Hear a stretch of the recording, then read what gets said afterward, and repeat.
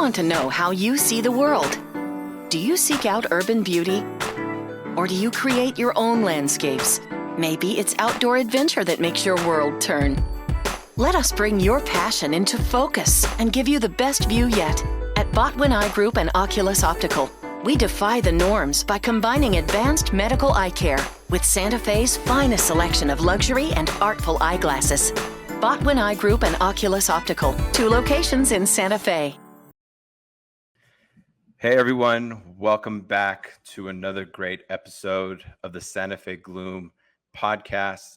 Would like to give a great shout out to all of our sponsors who, as always, believe in our mission and vision with the Santa Fe Gloom. From the players to the staff to the entire community, thank you to Pantry Dose of Santa Fe, the City of Santa Fe Economic Development, Capital Ford, Sam's Club, Mercedes-Benz of Santa Fe, and Botwin Eye Group. So again, thank you all so very much. We can't thank you enough for everything you guys do for our Santa Fe community. And today we've got a great guest in Mike with the DC 11. So Mike, thank you so very much for jumping on to our Santa Fe Gloom podcast and sharing all of your knowledge and expertise about community and soccer. So thank you so much. Thanks, David. Thanks for having me. Yeah, no, you're very welcome. So Mike, I don't know if you know this, but I reached out to you guys, I would say like almost maybe a year and a half, 2 years ago. I had seen an article about you all and all the awesome things you guys are doing. You guys contacted me right away. I think is it Elvis? Yes, right? yes, He contacted me right away. I was at a soccer combine recruiting players to come play for our arena soccer team. Okay. And I couldn't really like take his call. So we just kind of played phone tag and we just text back and forth. And it took us, essentially like a year and a half to kind of connect, but we always stayed in contact. Nice. And then he said, "Hey man, you've got to talk to Mike." So Mike, this is like our first conversation. So, Yes. And I've looked at your website and all the amazing things you guys are doing in the community. And our Santa Fe Gloom team, we're a futsal team. And so we want to learn like the ins and outs of how you start, a club team essentially kind of from scratch and building up from the community. So this is a great thing. So thank you so much. But first, I want to get to know you, and you can give us like your background and your first memories of playing soccer. Yeah. Definitely thanks for reaching out to us, and thanks to Elvis and you for continuing the communication and finally, getting us here. Yeah. So my soccer, or what we call football, my football journey goes back to, essentially birth, or as far back as I can remember. I was born and grew up in Liberia. And I think the story goes,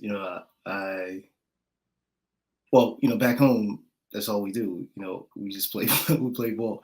And so the first official memory that I have of football is the 86 World Cup.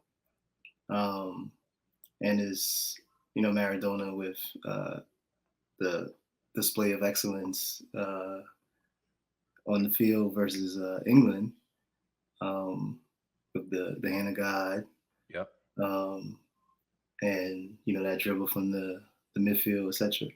And the reason I remember that is, I was playing prior to that, but the reason I remember that so vividly is because after that game,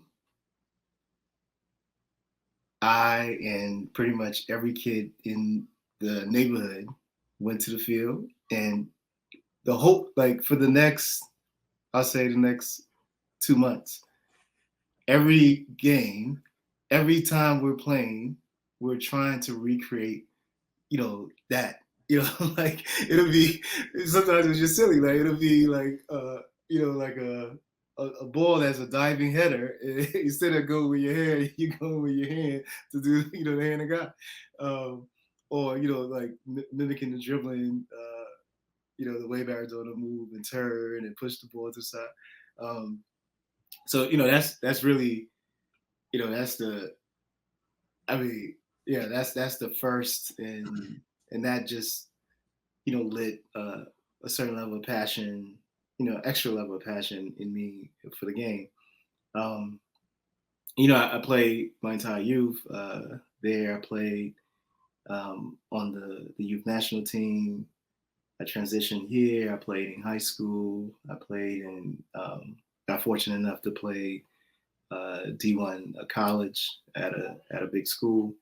Where did you play? University of Pittsburgh. Okay. Great.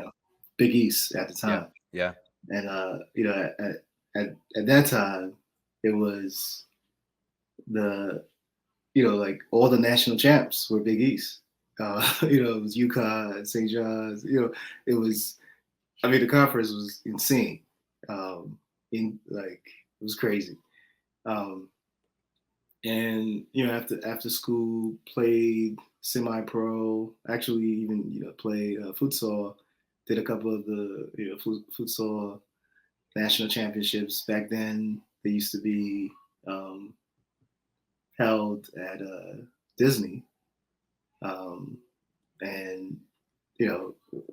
that's also another pivotal moment. So this is after college, and really, almost I would say at my peak. Like my physical peak and technical peak and all these things. And a bunch of us, we had a futsal team, and we made it to the national championships. And at the national championships, we just knew this was our year, because everybody, we were all top. And the first two games, it's like futsal, so it was like we were running through teams, just running up the score.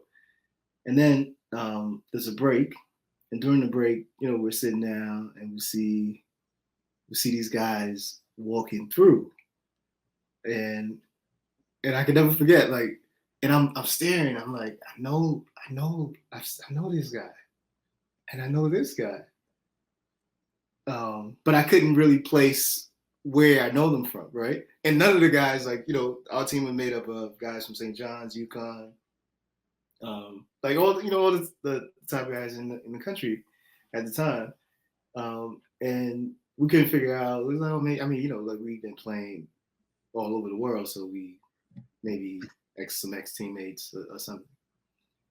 And then the third game was about to start, and they were playing their first game, and they played their first game, and I'm watching this game. We're watching this game, and we're like, "Oh, this is insane, right? Like something's going on here." Well, come to find out, and then we played them in our fourth game, and it was the most humbling experience for me as a player ever in my life, because they were, so I'll tell you what they were. They were professional players from Brazil. So guys that from Flamengo, they had pulled, all these guys and form a team, to come in and get some prize money. And we're playing them in the fourth game, and I want to say about less than 15 minutes in, the score was already 6-0. Right? I assume they were winning. Yeah, they were winning. Right? Got it. Yeah. And we were like, this, it's an out of body experience. It's because we were we knew we were those guys. What they were doing to us, we were doing to everybody else, right?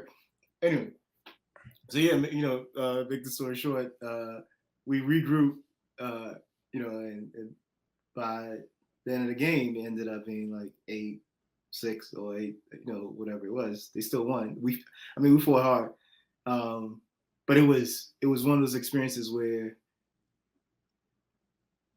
after that, I think we all went into manic training, regiments. It was just because up to that point, we all knew. So I left out, like growing up in Liberia, for instance, I trained with the only African player to ever win the Ballon d'Or, which is George Weah.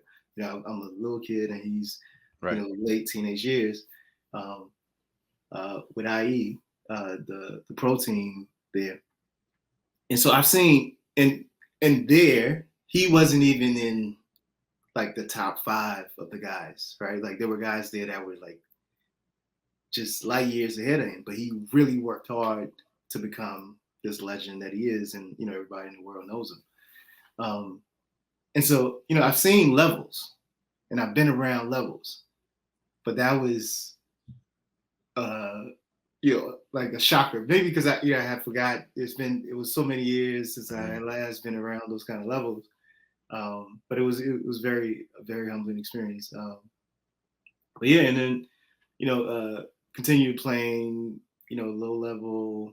I mean, what people would consider competitive here, and then transitioned fully into, or heavily, I should say, into coaching. So what I left out was like I originally transitioned into coaching while in college, while in undergrad, primarily because the coach, or I think now probably everyone does it, but what used to happen was during the winter, we would do, players of the team would serve as coaches for winter camp for youth players. And then same thing in the summer. So, a way to earn income and then continue training. So we stay in summer while we're training. We're doing camps by the school, and so so that's how I got into coaching, and it just amplified, later on in my career. And tell us about your role with DC 11 and what it is. Yeah. So DC 11 is really, so I think what I left out, well, in when I transitioned to the DC area, I was working at one of like an older club called Washington Soccer Club at the time, and then created an offshoot academy to serve a younger population and focus more on technical skills and those kind of things. And while that was going on, also building relationships with other smaller academies in the region. And one of them, Juan's, was one that we really partnered with a lot on a lot of training and, just activities for the kids, etc. The kids, liked each other, work well, and the coaches did as well. And, as these things happen, we're constantly talking about, it would be great if we could create a powerhouse of a club, bringing together, all these different talents, etc., and having this ultimate team in DC. And so, DC 11 is essentially a take on having the 11 ballers from DC representing the area. So we, after doing a lot of different activities and tournaments and those kind of things together with Juan's, we partnered officially in 2018, where we still had our smaller academies, and players would filter in at a certain age into DC 11. And then when COVID hit 2020, everything scattered, and we said, let's just focus in on having one entity, because there were some confusion with, it's the same coaching staff at the younger academy and to just streamline things, we formed the club with the mission to provide training, coaching, and opportunities to young talented players in the region, regardless of their socioeconomic background. We, all of us, from DC-11, are immigrants, and we all have a global outlook on the game.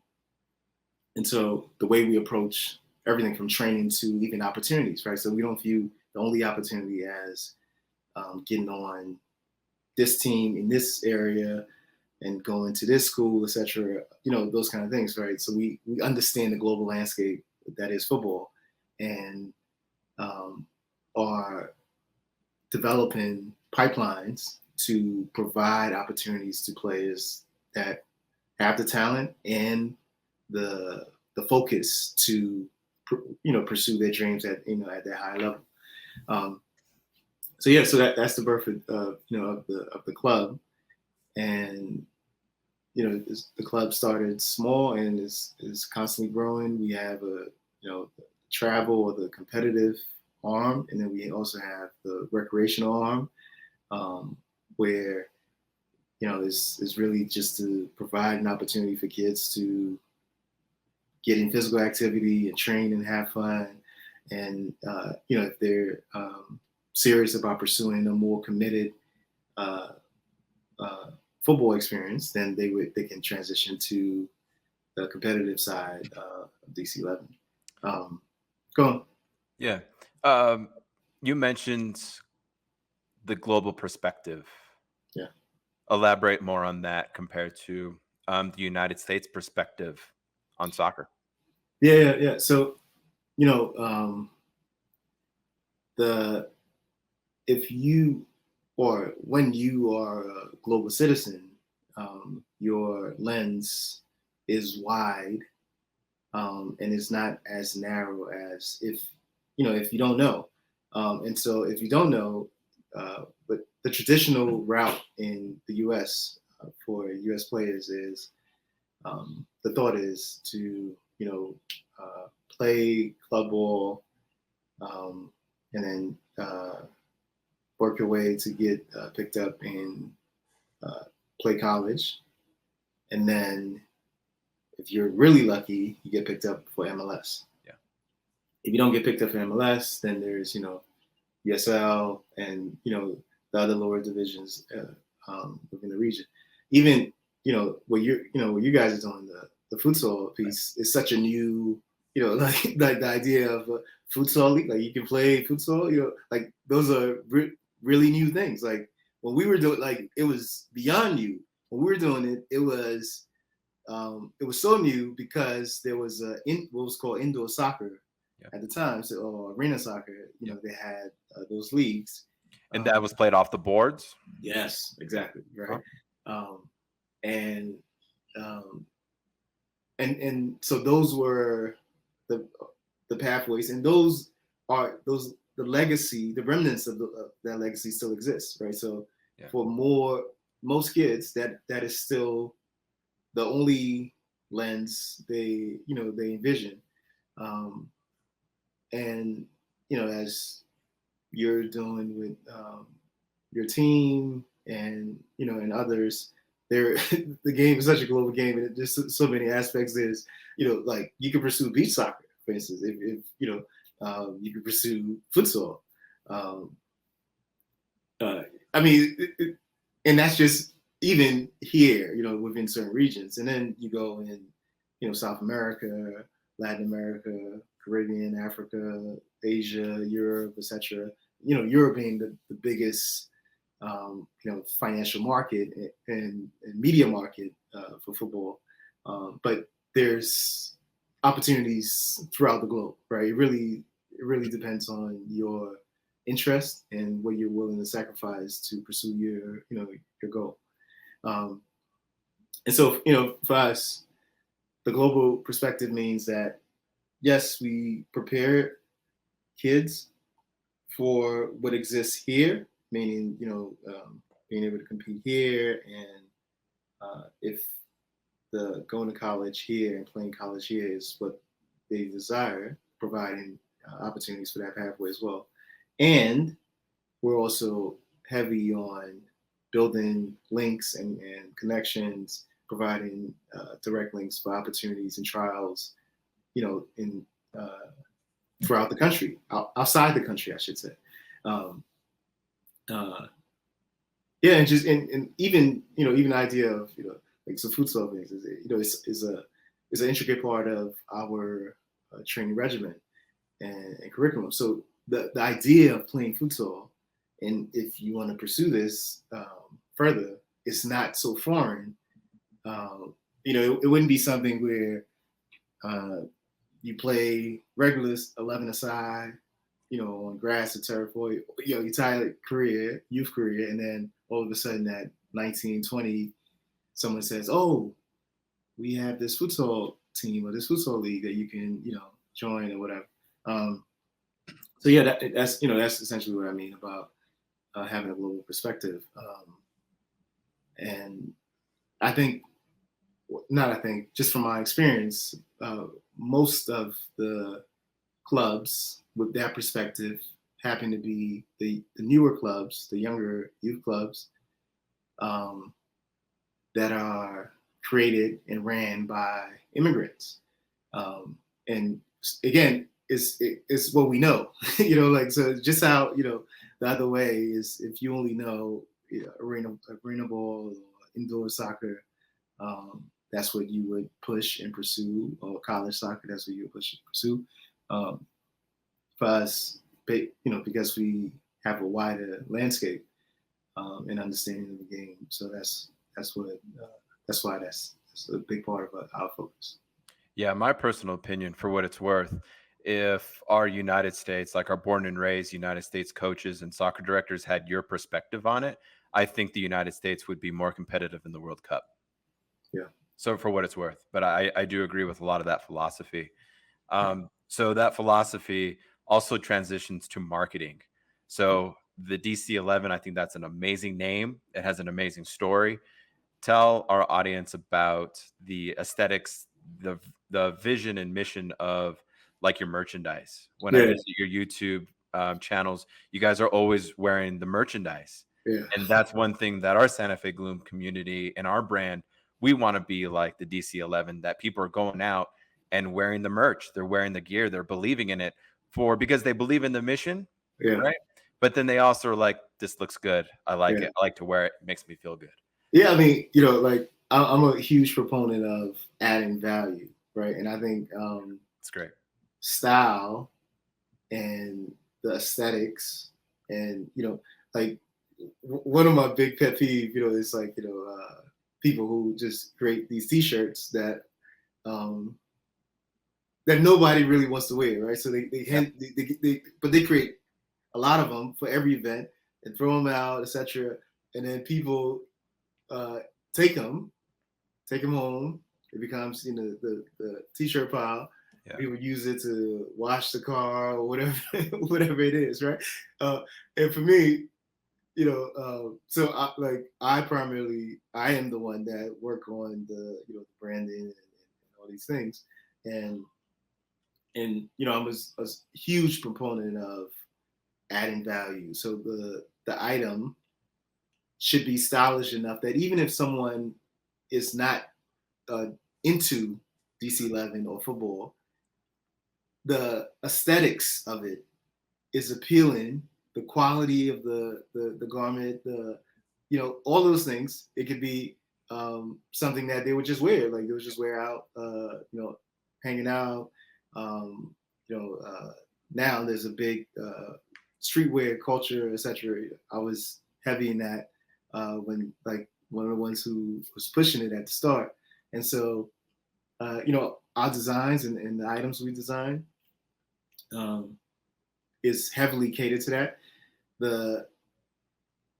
Our branding from a color scheme standpoint is black and red, which are extremely strong colors, and colors that can easily be matched with a lot of things, from sneakers to shoes, jackets, etc. And so I'll go back to the piece about adding value. I think from a design perspective, whenever whenever I'm designing or coming up with a piece, I'm thinking, how does this add in value? Is this going to be something that, a kid or a parent is going to really, really get full utility out of, right? Is it going to be a shirt or a sweater that they wear once? Or is it going to be something that they wear a lot, like where it fades, like they wear. And so the utility, all of those things are part of the value add in my design concept. And I think, so we, because of that, we've had success in people wearing wearing the items, because there's the emotional connection for folks who are connected with with DC-11 or youth sports or football, but then there's just the style and appeal of it, and so yeah, I mean that's a big part, and we make sure, like I make sure that we have a capsule full of everything you can wear, like from t-shirts to shorts, pants, hoodies, Yep. jackets, hats, scullies, bag, you name it. So you can be fully outfitted in your DC-11 gear. Or if you just want to, like, and some people just wear one piece. So some people are just into the hats, or some people are just into, the t-shirts or the jerseys, or those kind of things. So, yeah. Yeah, A+. Thank Our marketing team, we're taking notes for sure. So you guys are leading the path on that. Yeah. So you got the philosophy, you've got the marketing, you've got the kiddos, you got the community. My question to you is, why do you do what you do when you can be doing so many different things? When you get home from a long work day from 9 to 4 and you go out to the soccer fields, Yeah. what are you thinking about when you're getting into your car, and what motivates you, and why do you do it? Yeah, I mean, if you've ever worked with youth or kids for an extended period, but even a short period, and you saw what impact you can have on the kid's life and the progress they can make, and how impactful that is, and life lasting. That it's not just an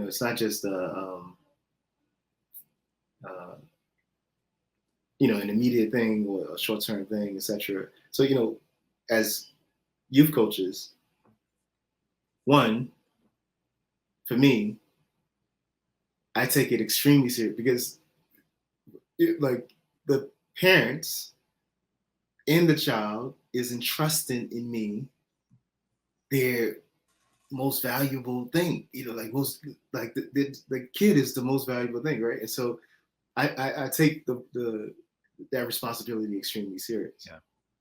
And for me, it's an opportunity to impart all the best things I've learned, gained, and experienced through the sport. The sport has taught me since a kid to where I am now, and seeing the impact of that on kids, and as well as their parents in the community at large, is something that is really priceless, and it's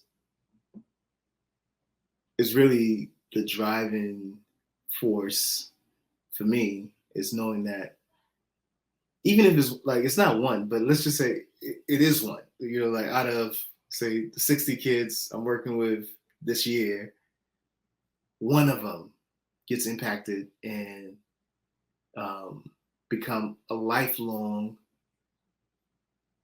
athlete. One of them gets impacted and becomes someone that takes their nutrition serious. One of them gets impacted and becomes someone that understands and truly believes that they can constantly make progress with intention, consistency, and putting forth, effort. Right. So, like, just one out of like one of those things. That's a like for me is a win, right? And I also know like for a lot of times I don't even see the immediate reward, right? I'm not gonna know that the kid has become like a lifelong athlete. They value their social connections. I'm not gonna know that for decades. Yeah. But the seeds, I can tell from day 1 to day 30 or day 60 or 90 if we're making progress on their trajectory.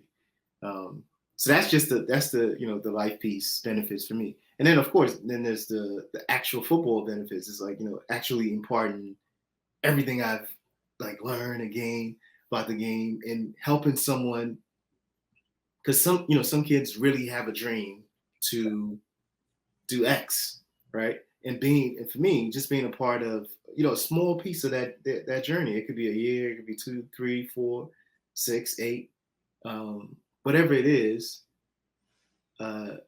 Having the opportunity to be able to be a part, the kid and the parent entrusted me and the club to have us be a part of their journey is really, is something that I don't take lightly.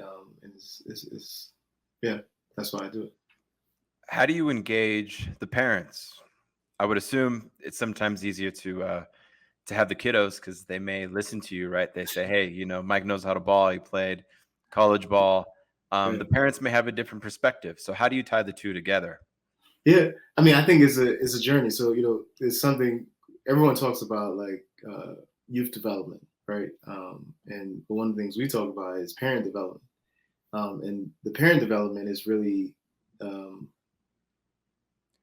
the seeing, how the consistency and the like taking the building blocks, small steps in getting someone to be able to juggle or pass a ball, strike a ball, or dribble, and those kind of things. It's the same thing with the parent development. It's just that we're going over, instead of technical things, we're going over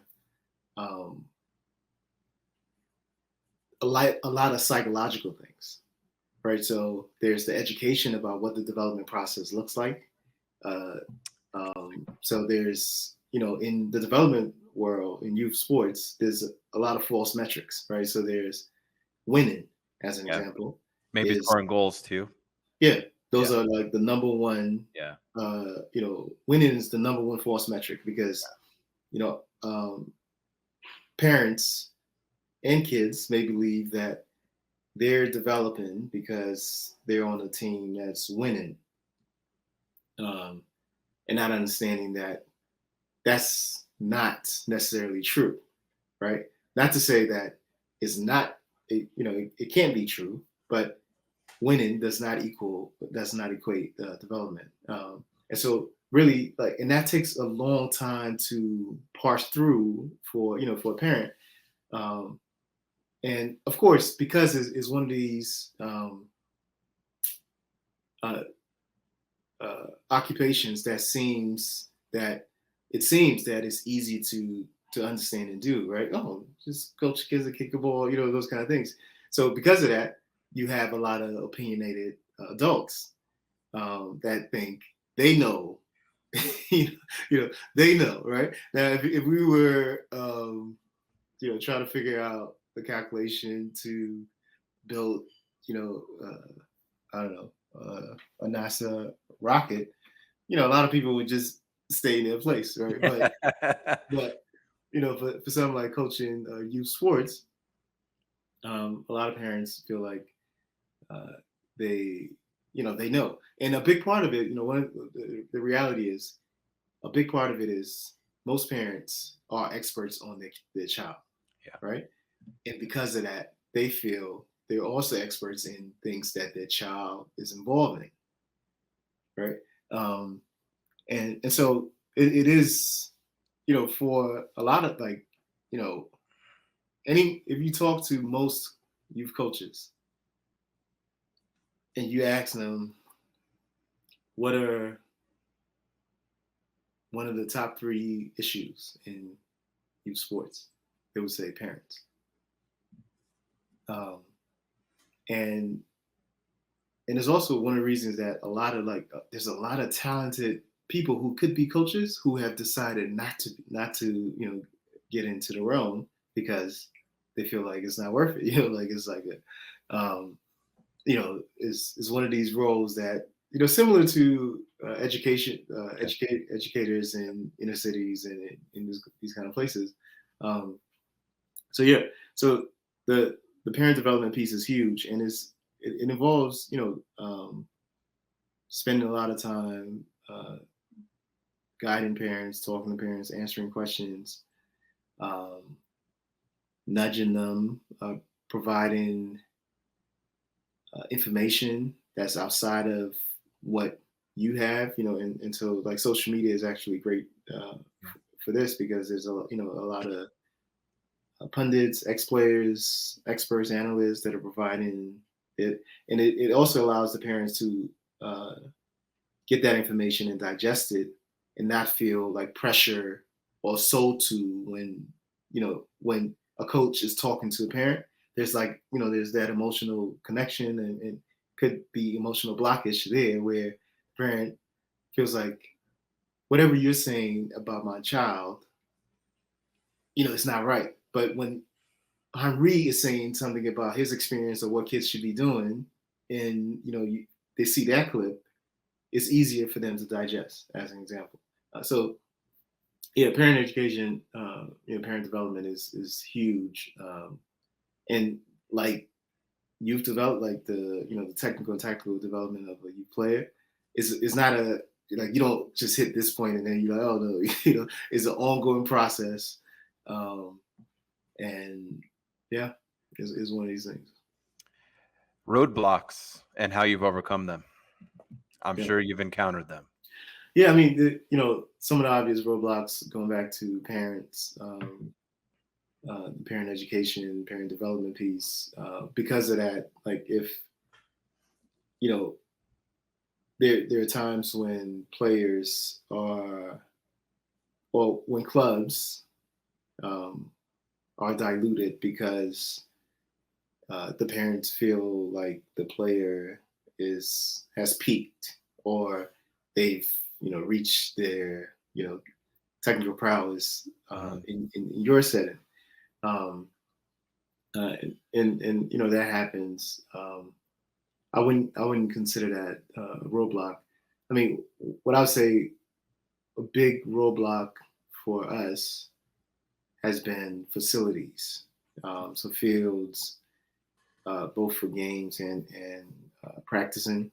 And as you can imagine, we're in the city, and so there's space is not there's not a lot of space, period. And so that's a constant battle, securing space for games and activities. And yeah, so I mean that's a major roadblock. And then ideally we'd love to get in a situation where we have our own facilities, and that takes a certain level of financing.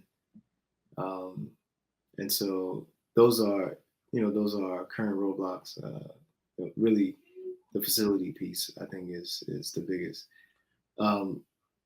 The other more distant roadblock is because of lack of facilities. It also inhibits your ability to get access to, say, certain leagues, right? Because a requirement by a certain league is you having certain facilities. I mean, this as someone with a program yourself, and that can hurt a youth organization ability to access, especially local and nationally, right? Access, say, the national team pool, be seen, in those kind of places. So yeah, I mean, facilities is having your own facility is one of the biggest piece, or having a long-term relationship / lease with a facility would do as well if you don't have your own facility. Have you had conversations amongst, your leadership on how to do that? Yeah, I mean, it's something that we are constantly working on. It's it's extremely time consuming, and is similar to the youth development process where it's not linear in growth. But yeah, something we're working on is on top of our list of things to get done. Yeah. Yeah. I mean, kind of bringing it back home to Santa Fe, we have similar issues, you know. So, in a bad way, it's kind of like music to my ears that another city is having similar issues. I Makes me mean, feel a little bit better that it's not just us here in Santa Fe, that no, you guys out in DC are having similar issues. yeah, I think it's You're making me feel great today. Um, it's so everywhere. yeah, and that's my sense too, is that it's Yeah, everywhere. It's not just you guys or us. And I also have probably a feeling that it's everybody too. I don't think there's a particularly a demographic that's suffering maybe more so than others. yeah, It probably doesn't help, that certain demographic or group of kids that look a certain way or in one area of the city that may not help. But I yeah. do think from a national level perspective, I think every neighborhood probably in the United States could use a hand in accessibility. Would you agree? Yeah. I mean, I think the issue really boils down to this is one of these natural issues where if you have legacy older organizations that had the teams or the clubs, and they had the relationships and linkages to those facilities, so they had those things secure. Now, once the new players get in the market, there's this battle to secure limited facilities. Yeah. And so, that it's just is a resource issue. Um, and, the sooner you can navigate that issue, the better, the better it is. But I think, you know, especially in urban environments, is a huge issue. Now, if you go to the outskirts, then there's just more space, right? Yeah. So it's easier to, to build a field, build a facility, etc. Yeah. In the future or DC 11, let's say fast forward 5 to 10 years, Yeah. where are you guys at? What's the growth? Yeah. The growth is we have a facility. That's that's key and pivotal. We have a facility. We have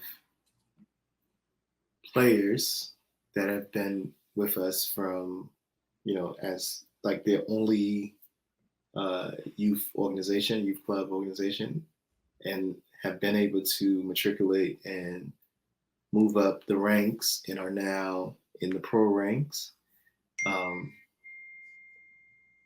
And yeah, I mean, that's the growth really is. It's making sure that these kids are having amazing memories, creating amazing memories and experiences, receiving great training and opportunities to pursue their goals and their dreams as footballers. We cannot make them footballers. We can provide we can cultivate the environment and provide the tools and strategies and the relationships and those kind of things to help assist them in their journey. And yeah, so in what I see in the future is having more of those kids reach the pinnacle of the game, which is being a first-ranked professional, and then, like I said, having our own facility will be pivotal in this. Yeah, key in a lot of ways. Yeah. And that facility is grass space. It's outdoor fields. So I don't know, Yeah. in an ideal situation, if we were in, I don't know, maybe southern U.S., then it would be, and the maintenance of grass fields at that standard Yeah. is serious, to say the least, right? So yeah, so I don't know. Like the ideal situation would be a facility that has multiple surfaces and multiple, like a full performance facility. So yeah, that's that's the goal. So it's I don't know if it's grass or turf. Yeah, be a multi-use potentially, Yes, maybe multi-sport, maybe. Yeah, Yeah. indeed. Great. Mike, thank you so much for the conversation. You're one of my role models, the whole DC-11 crew. You guys are doing something really special. So I just want to applaud you. And we're taking notes from your merchandise to everything. You're just your whole pyramid of the way you guys do things. So the Gloom and Santa Fe community applauds you guys and thank you for what you do for the community. Because if it's not people for yourself reaching these kiddos, the future isn't as bright. Yes. That is something we always say is that the future is bright. And yeah, the kids, we as adults, we can going back to my design concepts, but it also applies to the way we live our life and the impact we have on the kids. Is that our goal and our role should be to add value, and find ways to have positive impacts on these kids' lives and the community at large. And that's it. That's those are the things we can control, right? Yeah, we can control that. We can't control things that are out of our control. So, last question. United States. Let's do the World Cup. Your prediction, where are they going to be? I won't hold you to it. Don't put money on it either. You talking next year, 2026? I'm talking World Cup. So 2026. Yep. Do they get out of pool play? Do they get out of the group stage? Yeah. Well, I don't know. It's an unfair question, but you're the expert, bro. You're the expert. It depends on who's in the group stage, right? Let's say it's a lukewarm. Like they have probably one good team, and I guess it's two others that are like United States level. Yeah. I'm hopeful that they do. The 2026 is in North America, so Canada, US. So I'm hopeful that they do. One, for the, people tend to be engaged when they feel like they have a stake in something, right? So the American public will be more engaged if America is doing well in the World Cup. So I'm hopeful, right? Now we all, you don't have to be a footballer or an expert, whatever, to know that there are some issues with the national team, but the issues with the national team is a byproduct of the entire infrastructure that we have that feeds down to the youth level. So, but outside of that, that's not something we can address in 2 years, right? That's a national conversation, but it always comes up though. Like, so during, the question you just asked. So let's say the U.S. doesn't make it out of the group stage, or they make it out and get knocked out by, I don't know, Trinidad or Jamaica, like a very small country. Then everyone's gonna say, this doesn't make any sense. We got 300 million people and this and all the facilities and this, and we can't beat Bolivia, which they recently did. We just did, yeah. But so yeah, so I'm hopeful, but to really compete, I think what you're asking is, will the U.S. be ready to compete really on the global stage in 2026? And the answer is that's highly unlikely. And the reason is because there hasn't been the pipeline to really groom and provide those type of players that have those levels. Like, remember I was telling you about us being at the futsal national championships and the guys from Flamingo, Santos, etc. come through. Unless, and then the guidance that who's selected as the coach, who's making these selections, who's selecting these players to be in the pool, the national pool, etc. So there's a bunch of reasons why it's very tough for the U.S. to truly compete. And just to be clear, what I'm saying is currently the U.S. men's team, but similar fate is gonna, and it's already happening with the U.S. women's team.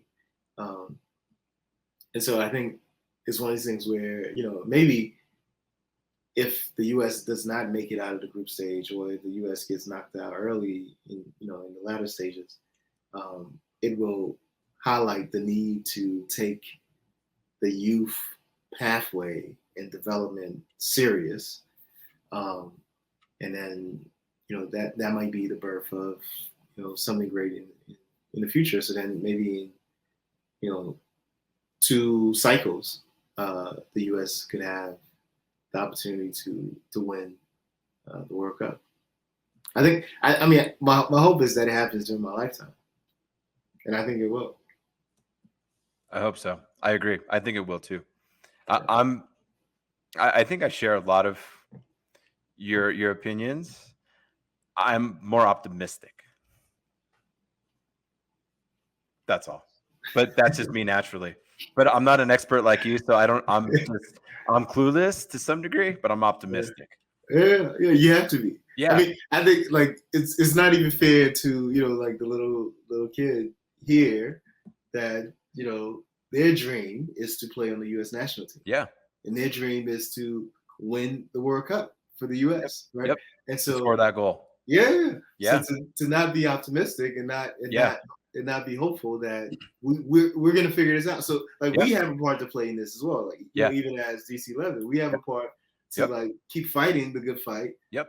To try to make something happen down the line where the pathway is more streamlined and is open up for kids that can actually play. Yep. So yeah. Yeah. Thanks, man. We'll do this again. We'll definitely keep tabs on you guys as the World Cup gets closer, and even Copa America is kicking off, right? So far, so good. Yeah. So far, so good. We'll have you back, and you can do some analysis for us. So, as the expert. So. Yeah, let's do that. Let's plan for it. Cool, Mike. Thank you so much. Congratulations on all your success, and Santa Fe community applauds you guys and everything you're doing in the DC area, and we definitely want to follow you guys. Thank you. Thanks. Yeah, thank you. Thanks for the love. You're welcome. Thank you. Have a good one.